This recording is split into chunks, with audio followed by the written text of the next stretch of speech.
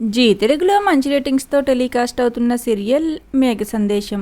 ఈ సీరియల్లో శారద, నక్షత్ర, భూమి, గగన్ ఇలా ప్రతి క్యారెక్టర్కు ఆడియన్స్లో చాలా మంచి గుర్తింపు లభిస్తుంది. మరి ముఖ్యంగా ఈ సీరియల్లో గగన్, భూమి తమ యాక్టింగ్తోనూ అందంతోనూ బెస్ట్ జోడీగా ఆడియన్స్కు బాగా చేరువయ్యారనే చెప్పవచ్చు.